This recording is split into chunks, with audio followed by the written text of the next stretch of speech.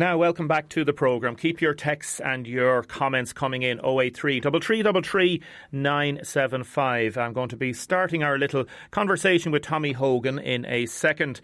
Nice text in there from somebody who was involved and helping out during the glass dispute.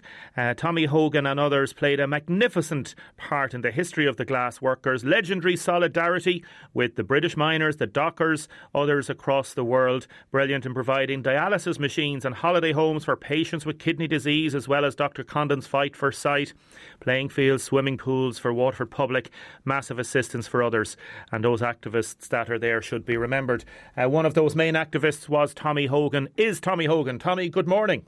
Good morning, Damien. How are you getting on? Grand, just incarcerated here for the next God knows when we'll be allowed out. And also, I'm afraid we've just lost Tommy there a second. We'll get Tommy back in a minute. Julie, we'll just get Tommy back there in a second. I've got Sean Marr on the line as well. Good morning, Sean. Good morning, Damien. How are you getting on? Pardon? How are you getting on? Very well, the same as what Tommy said there. We're just cocooning here, keeping to ourselves and hoping for the best. Very good, very good. We're going to play a little clip from Jim Nolan's documentary, which he did with Liz Reddy. And here was a little bit about what the management had to say at the start of 30 years ago this week. The dispute, the strike was on. In the third week of the strike, with the prospect of negotiations as far away as ever, Chief Executive of Waterford Crystal, Paddy Galvin, wrote directly to the company's 2,300 employees. Appealing to them to end the strike, Galvin nudged closer to spelling out the harsher alternatives which would await rejection of his proposed restructuring plan. If the strike goes on, he wrote, we will be forced to consider what other manufacturing options are open to us. On the morning Galvin's letter was received, Brian Patterson went a step further. He stated that the possibility of moving the company's entire operation to Eastern Europe would be considered if the strike continued. And as Patterson recalls, he was speaking with some authority. Don Brennan, Chief Executive of Morgan Stanley, his parents come from Passage East. I think when people heard that initially, they thought, oh, well, he's our man. He'll be sympathetic to us. He won't do anything horrible to Waterford. And a photograph appeared in one of the newspapers of Don in his office in New York with his thumbs stuck in his braces like a good banker does, you know. And Don effectively said, we now realise that the brand has a life separately to the manufacturing organisation, because we now have other sources to supply the brand should we have to use it. We don't want to use them, but if we have to use them, we can. And if it comes to it, we will shut the factory. Now, that was tough stuff. And the idea that the brand and the manufacturing facilities could be separated from each other was a whole new piece of mindset for everybody. And I believe that statement that Don Brennan made, and particularly as it came from him, you know, with his parents from Passage East of all places, had a huge effect on everybody. And it had effect on me, because I said to myself, this guy is serious. I know I've got Tommy back on the line there now, and as I said, Sean Marr is on the other line as well. Tommy, it's 30 years ago this week that the strike was on. Can you just remind people, I suppose, how big an event it was, Tommy? Well, it was a huge event. It involved over 2,500 people. Actually, near three. What would it have been? About 3,000 people, practically. No, yeah. 2.5. Between Waterford and Dungarvan as well. Yeah, Waterford and Dungarvan. And it was a huge event because it went on for 14 weeks. And there was a huge input of money on a weekly basis from the paychecks of Waterford Crystal workers into the town. So it had a knock-on effect on businesses in the town and on other workplaces that supplied Waterford Crystal. So it was a huge event and did have a huge impact on the town. Now, it also, of course, had a huge impact on the individuals involved in the strike. First of all, to say that just about activists and all the rest of it, there was a lot of activists involved in this. This was a collective leadership. It wasn't any one individual that was on our side of the barricades, if you like. It wasn't one individual that did it all. It was collectively. It was done by elected representatives. There was only one full-time official involved in it, which was Walter Cullen, who was the full-time official. Previous to that, Charlie Douglas.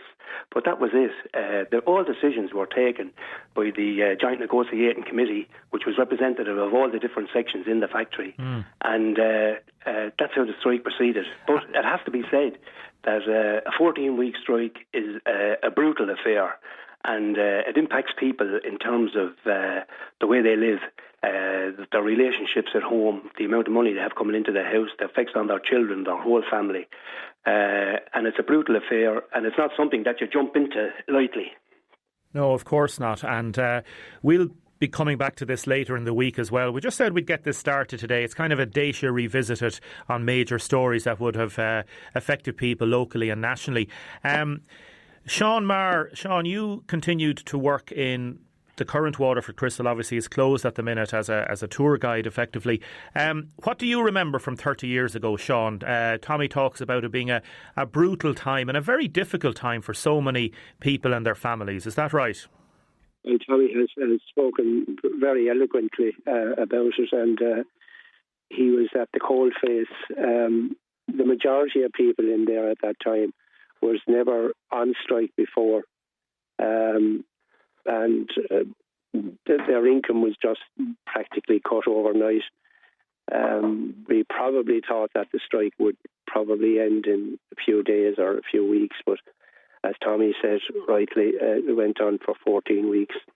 For many, it went on for a little bit longer because it was on a gradual bringing back the people back into the plants as they saw fit.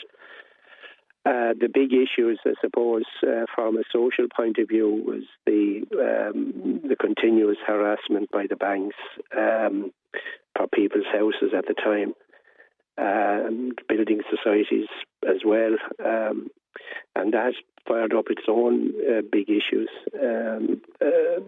One of the credit unions at the time, St. Dominic's Credit Union, came in and supplied an interest-free loan of £250. We were dealing with pounds at the time.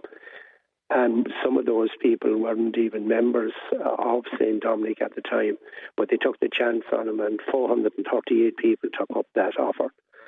And the 99.9% of them paid it back. Yeah, there were so much difficulties, and I'm just going to play another little clip, Tommy and Sean. This was a clip again from Jim's documentary, and I think we've got two of the workers here talking about the exact problems you're talking about regarding the banks. Just have a listen to this, gentlemen. But as John Stenson and Skippy Sheridan recount, it seems that not everybody got the message. Weeks were going by. I was getting £22 a week. I was married with 2 children. So the weeks were going by and people were in debt. Every week went by, you had less and less money. The bills were still there. They couldn't pay the bills. Pressure was coming from banks, particularly, say, with your mortgage, building societies. It's something to this day, I left Bank of Ireland because of that, because we just kept getting letters. I mean, I remember during the strike, we were only after moving up here. I think the interest rates went up from, I think they hit something like 16%. I mean, we were within an ass's ball of losing the house, and I had people knocking at the door looking for. I remember the fella I got the mortgage off. I remember ringing him. He was looking for me, ringing me. I remember ringing him back one day, and he said, "You didn't pay the mortgage." I said, "I can't. I'm on strike." "Pay your mortgage," so I take the house off you. Tommy, looking back on it now, did the strike? There was so much solidarity and so much coming together, and people fought and all that. Did it win? Did it work? Was it the right thing to do? Obviously, at the time, everybody felt within the plant that it was the right thing to do. The vast majority felt that it was the right thing to do. You were left with no other options. Was that it? Well, basically, we were left with no option. I mean, an agreement that we had with the company that we had entered into in 1989 were a number of concessions on conditions, wages, and a massive contribution to the pension scheme was made by the workers. Was torn up by the company effectively, and agreements that we had with them that were long-standing, they refused to honour them. They weren't prepared to sit down and talk about them, and we were left with no option. But to take the action we did take. Now, I don't believe that people felt that this was going to be a strike for a few days or that, because it had been outlined at the meeting I think it was the Tower Hotel, that this strike could possibly go on 3 months, and this was going to be long, and that think hard and long about the decision you're about to make. That was said at the meeting. And people opted by a vast majority. I suppose it was 80 or 90% of people put up their hands to vote in favour of taking the action that we took. Now, everybody hopes that the thing will be short-lived, but there was also the aspect of it that it may not be short-lived. And I think people had that factored in as well. The shop stewards did go around to the different financial companies in Waterford to come to an agreement with them, the different housing bodies, that the banks and the lending companies, to lay off at people during the strike. And to some extent that did happen. But once the strike was over, they were back looking for money, obviously, and that was when people were at their weakest. Yes. And of course, one of the things that arose out of that, in particular sections within the factory after the strike, people really never got back to full-time working, particularly in the wedge cutting department and some other departments. People never really got back to full-time working. Each year there was always a layoff for a number of weeks, and that continued right up to the time the place closed below. And despite that, work continued to be shared by the people in those sections. They shared the work rather than say to anybody else, you have to go. Yeah. And I think that's a great tribute to people's solidarity with one another when the chips were down and it's dog rough. Yeah. Sean, I know you've written an extensive article for the Munster Express on this. I don't think it's in the paper this week. I'm not sure if it is. And by the way, make sure to buy the local papers today and tomorrow. Looking back on it now, Sean, can you believe it? It really happened. Can you believe there was a 14-week strike? What do you think? I honestly don't know how we came out of it. I'd agree with Tommy there. It was put fairly and squarely to us at the mass meeting. But knowing the direction that Waterford Glass was going at the time and the great product that they had, a lot of people felt that maybe a week, 2 weeks, 3 weeks. But into the fourth and fifth week, it was getting to a stage where the monies that had been built up, because it was a time of your work and your spend, it was practically gone out of the purse. And people were down very, very low. Now, Tommy made a point there that everybody was kind of ready for it. They were fully informed. I have to say they were fully informed. But the 14-week strike, I think, took everybody by surprise, really, insofar as the amount of time that it took. And eventually then, as Tommy has also pointed out there, in the wedge cutting and other departments, they weren't to return to work for a long time, and you had short time then for 2 and 3 and 4, nearly 4 years afterwards. Yes, which resulted in more hardship. Can I just, you mentioned earlier on, Tommy, there, Walter Cullen was the only full-time official. I've managed to get a clip of Walter talking about it, and here's him in conversation with Jim Nolan. Walter Cullen remembers the negotiations. They were very intense. There were all-night sessions in the Ardrey Hotel with all of the shop stewards there. It was very, very stressful for everybody. People were concerned were there ever going to be a resolution to it, because there were so many issues to be dealt with. It wasn't just a simple issue over breaking an agreement. The company agenda then changed to a whole raft of issues in relation to cutbacks. Despite the intensity of the talks and the bitterness which surrounded the strike, Cullen says that personal animosity distracted neither side from the issues to be resolved. Well, I mean, it was them and us. We were in a position where our members had been outside the gate for 6 or 7 weeks before the negotiations began, and those negotiations were very difficult from everybody's point of view. But we never looked upon the management as if they were kind of anything other than that they were there to squeeze the maximum pay cuts and conditions out of us and out of our members. Other than that, the negotiations, while they were difficult, there was no animosity in terms of the relationship between the management and ourselves, insofar as that both sides were there to get the best agreement that we could to resolve the dispute. But after that, it was kind of a neutral situation. We didn't feel like it was one way or the other about it. We were there to do a job in respect of trying to protect our members' interests, and they were there on behalf of the institutional investors to protect their interests, and that's the way it was. It was immaterial to us who the company had on the other side of the table, whether it was Paddy Galvin Galvin, or whether it was Brian Patterson, or whoever it was at the time. It's not the personalities, it's the issues you're negotiating.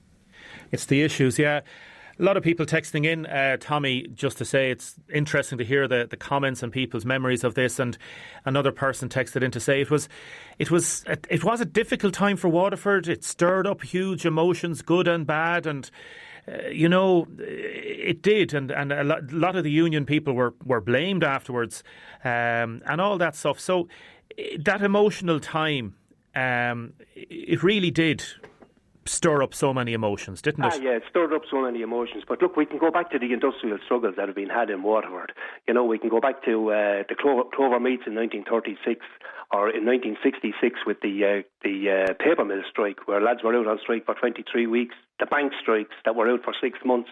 I mean, in the wake of any of these big industrial disputes, there's always recriminations, and there's always people with agendas who are trying to score points and to put down what they see as people who look for their rights as troublemakers or whatever.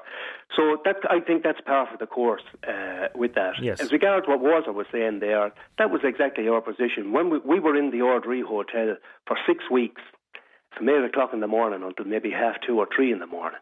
And I can tell you it wasn't a very pleasant experience. But the objective being there, all the different committees of the different sections were there. And on overall stuff, the Joint Negotiating Committee, but then the committees we brought in.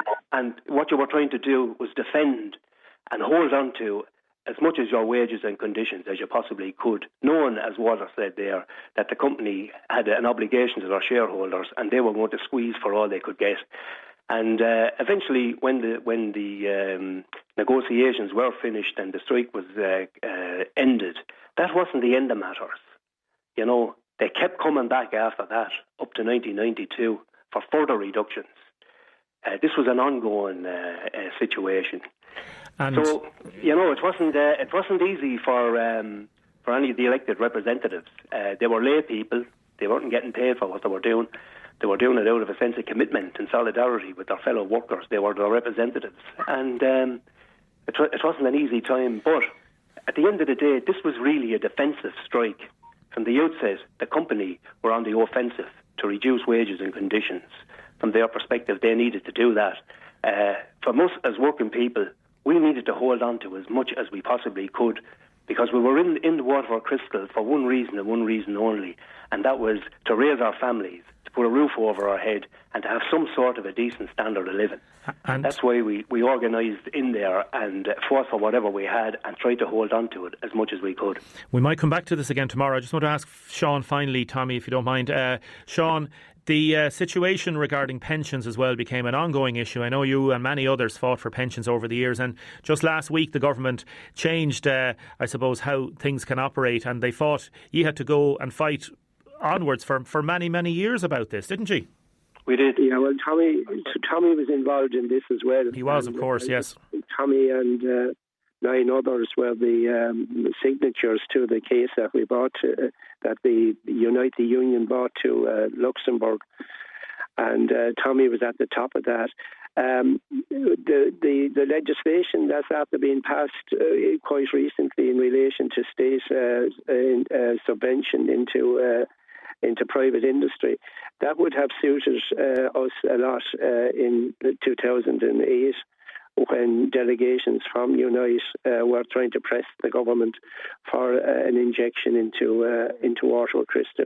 Now, look, I'm not against what happened now because we're in an emergency, but if it could have happened now, which it has happened, it certainly could have happened in 2008 when legislation was changed allowing the state to intervene where jobs were being lost and where firms who would normally be in a profit-making situation because of situations outside of their control for a limited period of time would get state aid.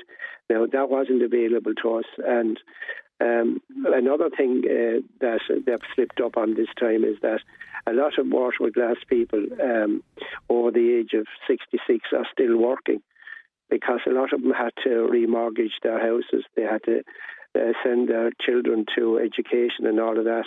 And they are the same people now that are being disallowed, the 350 people, the 350 euros. Yes, it's a very good point. I know there's people like Councillor Donald Barry and other people who are ex-Waterford Glass people who are fighting the good cause. And so is the community branch of Unite, which Tommy there is a member of. And they are picking up on an awful lot of other issues. People that are gone on to invalidity and all of that, and there's legacy issues from every factory, not only Waterford Glass. There are, and I'll tell you, we might come back to those possibly tomorrow, because a lot of people are texting in about this. On a nicer note, may I just tell you that we were so happy to see one of the people that were involved in that strike, Henry Maloney, who played a pivotal part with Tommy and all of those people, being given the honour of being the Chief Marshal this year. Now, it didn't take place on St. Patrick's Day, but hopefully when the virus do, hopefully, with the help of God, go out of the country, that Henry Maloney will take his rightful place as the Chief Marshal. So that's on a nice thing that happened this year. Very good point. Yeah, and if I could add my voice to that, to say that there's no more deserving than Henry for his involvement in trade union matters, but also in a wider charitable area where he's done tremendous work in terms of lots of different charities. It's a CV that I doubt anybody else has. Yes. He more than well deserved it. Yeah, I agree with you. Tommy Hogan and Sean Marr, thanks for joining us this morning, gentlemen. Thanks, Damien. Thank you very much. Good to talk to you. Reliving some memories, some people texting in. Yeah, stirring a lot of emotions. People are still talking about the different issues that I brought up all those times ago. I worked for just under 36 years, says Joe Kelly. Strike, short time, very hard time on the workers since the factory closed. I don't think Waterford City and County has ever recovered. Other people saying some of the reasons people went out weren't exactly what has been said at the time. Others saying if the glass strike, the unions had to take some responsibility. It's amazing. After 30 years, people are still attaching blame left, right and centre. Keep your texts and comments coming in. 083 333 975. Next we're going to talk about home deliveries. Are you getting your home delivery regarding shopping? Let us know, please. Now, Niall Shanahy, I'll be talking to him in a second about home deliveries of groceries. Texter, can I say the domestic abuse story currently on East Enders is amazing. It's really inspired a lot of women to come forward and tell about their abuse. Some people texting in, the unions are to blame for the closure of many businesses in the country. Other people saying the unions did great solidarity work during this strike. Just to let you know, in the crazy world, the first swallows arrived in the garden last night. They're happily swooping around on this beautiful morning. Here's hoping for a lovely summer. Hear, hear. And Teddy in Ballybeg has texted about workers working in the estate at the present and saying that should be observing more social distancing. Niall, good morning. Hi Damien, how are you? I'm good, thank you. Manager of SuperValue in Rramore. There's a link with the GAA, a link up with the GAA in the town where elderly people can now do and phone a helpline number. Tell us about it, please. Yes, it's through Waterford Council as well. They're heading it up, their COVID Community Response Forum. So there's a number there in operation, 1800 number, which I can give you, but it's through Rramore GAA and ourselves. Rramore GAA have a team of nearly 50 volunteers that are ready and waiting to assist people who can't get out or cocooning, to bring them some groceries, basically. So the number is there. It's 1800 250 185. It's a fantastic service. So somebody will contact you then back from the GA, and they'll come to your house, drop your shop and the whole lot. So you don't need to move, So just call it out again. 1800 250 185. 185 250 185. Yeah. And how is this operating in practice? Somebody at the end of that number is in the... Yes, I suppose there it's been taken by Waterford Council, so it's obviously for the whole county. But if you're in the Rramore area and it's groceries you're looking for, then they'll pass that on to Rramore GA. There's different facilities if you're looking for medicines or pharmacy type stuff. I think on Gardaí Síochána and the Post are helping out with that kind of stuff as well. But between ourselves and the GA, we're trying to help out from obviously the grocery side of it. So people who can't move or they're too nervous to move or for whatever reason, there's a team there, a full team from the GA who are going to do it. So it's a fantastic service. Yeah. Because as you can imagine, our own delivery services are quite full, and it can be a couple of days wait or whatever. But this will be maybe a quicker way for people to get stuff if they're in maybe an emergency, or that they, as I said, they can't move out of the house. Yeah. How long, if you were to go through your normal system, are we looking at a couple of weeks wait or a week's wait? No, it's not. It's not that. The online shopping, I suppose, can be a couple of days, but there is still slots available even for this week. Probably more of them for collect in store other than the delivery. The deliveries are quite full, but we are offering ourselves our own phone-in service as well. But that maybe tends to be 2 or 3 days in advance. So say the calls we're taking for today, we'll deliver to those people tomorrow. But as you can imagine, we're almost running at full capacity here. We'll probably deliver to over 400 houses this week. So it's I suppose this idea from the council and with the GA is just a backup for that as well. That the numbers, obviously cocooning, are huge. So that's the idea behind it, Damien, really. Okay, very good. So that number again, 1800 250 185. Yeah, that's it. Well done. I know you have a good association with Rramore GA there, and well done to everybody in the GA club out there. Yeah, no, it's fantastic. When the call went out a week or so ago to get volunteers, I know the GA, the team that are heading it up there, were overwhelmed the amount of people that stepped up. And even if everybody did one shop for somebody, it'd be a lot of people who would feel at ease. I know some people are nervous at home that they're not able to get access to stuff, but we're fully stocked here. We've plenty of stock. There's no issue with availability, product. So I think that side of it has settled down towards what it was a few weeks ago. So it's just a priority for elderly people or people who can't move. That facility is there. Nobody needs to be worrying that they're not going to have what they need. Super. Listen, Niall, to you and all your staff there. Everybody well in the staff? They are. Yeah, all great. Yeah, I must take this opportunity just to thank the staff and the customers. Yeah, fantastic work over the last couple of weeks. And sometimes it's difficult, to be here at the front. I suppose we're still meeting an awful lot of people, but we've taken a lot of steps here in store. The hand wash sinks at the front door and sanitizers and screens, and people are definitely getting better with the social distancing. We've had good help from the Gardaí here in Rramore as well, with making sure that that's all been done properly. So, it's still a nice atmosphere to come and shop, and as I said, we've good availability of product. So, it's going well from that side, Damien. Yeah. Niall, thanks very much. Good to talk to you. Mind yourself. Cheers. Best of luck to you, Damien. Thank you. Thank you very much. Niall Shanahy there, manager of Super Value in Rramore, linking up with the GA club there. I know a lot of GA clubs around different parts of the county and the country are doing this, and that number there in Rramore, 1800 250 185, 1800 250 185. A text in from Lismore. We are so well served over here in Lismore. People are getting together, communities coming together. Our local Centra store doing an amazing job, thanks to Laura and all the staff. Martina in the county texted in that after the glass folded, jobs gone, pensions gone, redundancy terms gone now. A lot of politicians, though, were able to retire in 2011 on very generous pensions.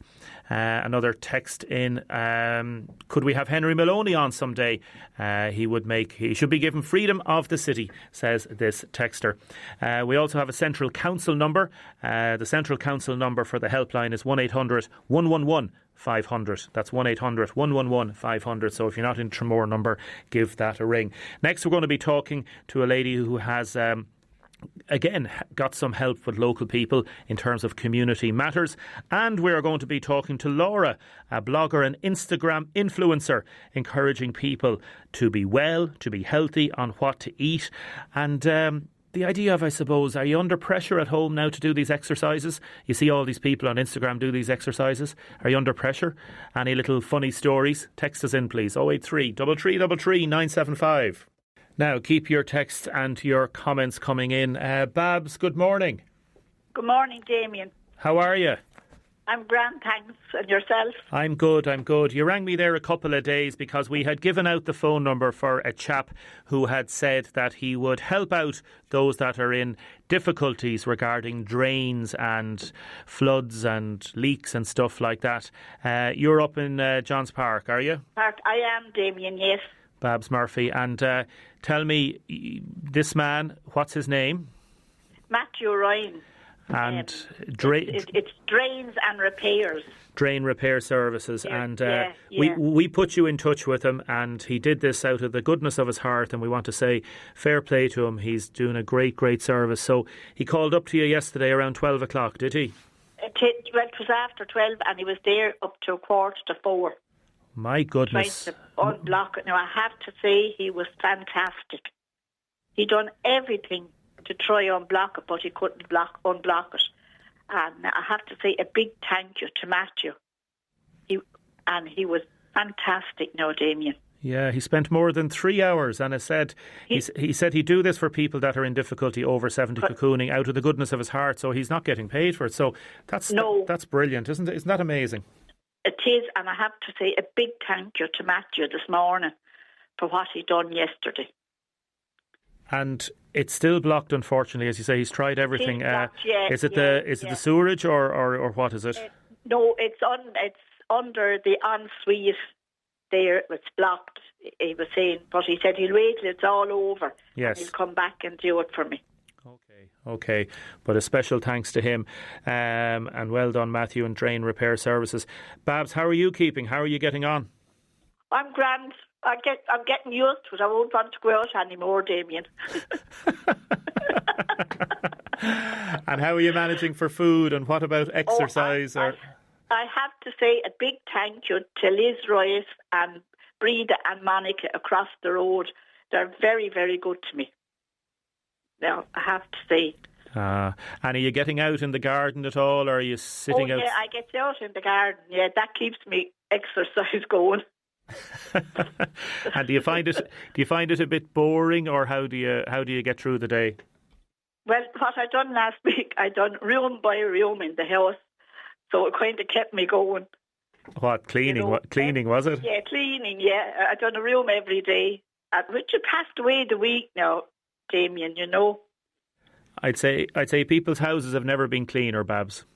I tell you, we'll be all running out after this. We won't be cleaning them at all. Listen, you mind yourself, and the main thing is that we stay safe, isn't that it? It is true, Damien, yeah, definitely. Do you want to say hello to anybody else?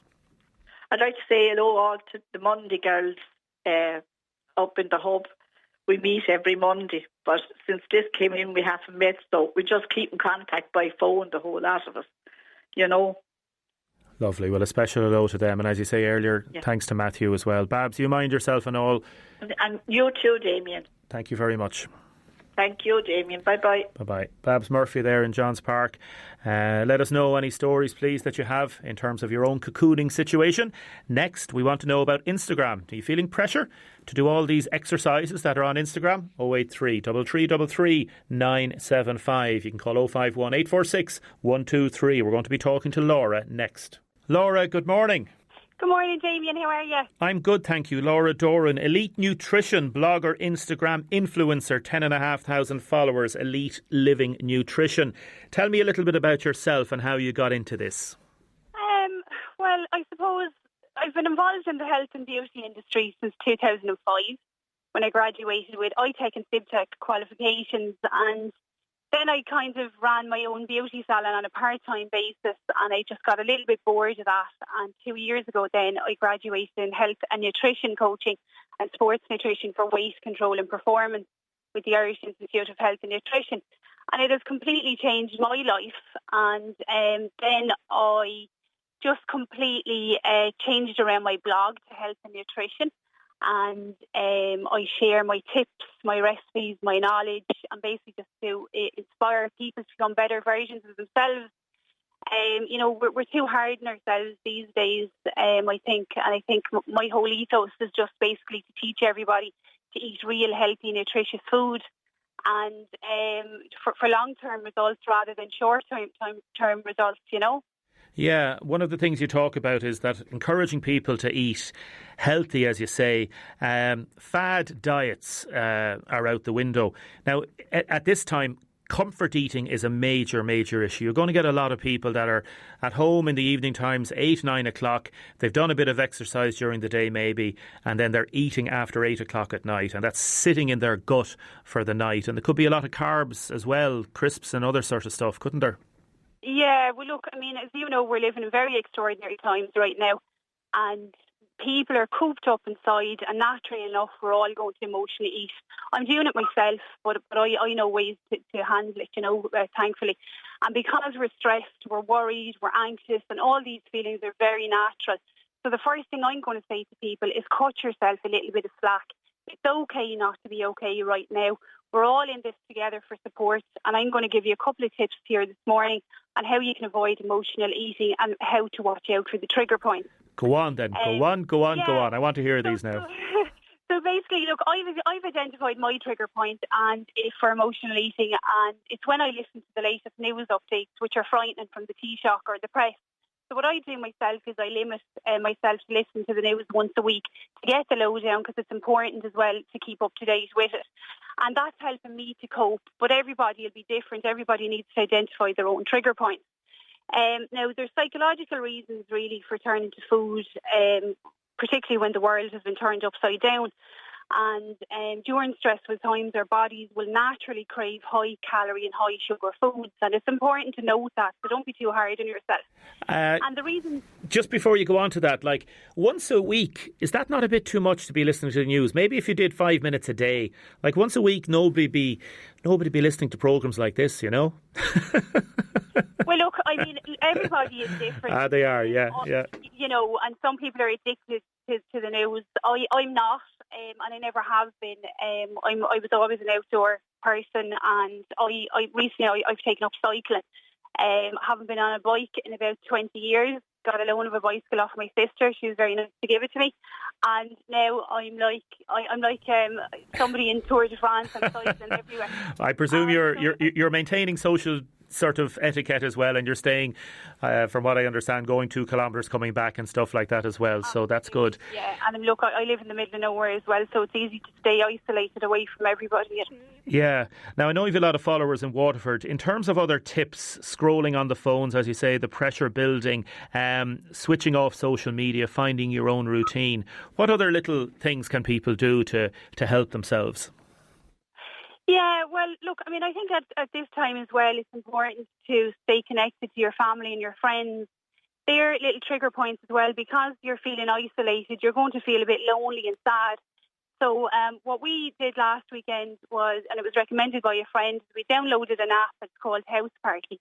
And it's great fun. We did a virtual party last Saturday night. We even did, somebody was on the guitar, and we had a live sing-song. And that kind of kept us going for the week, because your normal routine would be that, you know, you're working Monday to Friday, and then you want something to look forward to on a Friday or a Saturday night, whatever it is. So we downloaded that app. We had everybody in it they were trickling in between 8 and 9.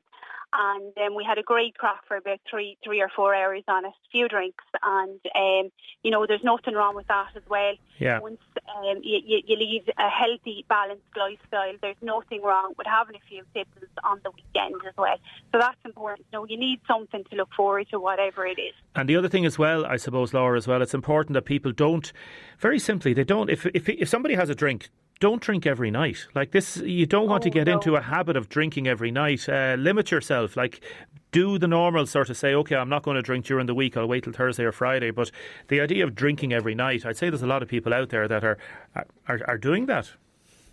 There is, God love them, you know. And I mean, I'm nobody to judge anybody. And if that's their crutch, you know, they just have to recognise that it's not good. It's not healthy to drink every night. And I know it's very easy to do it right now.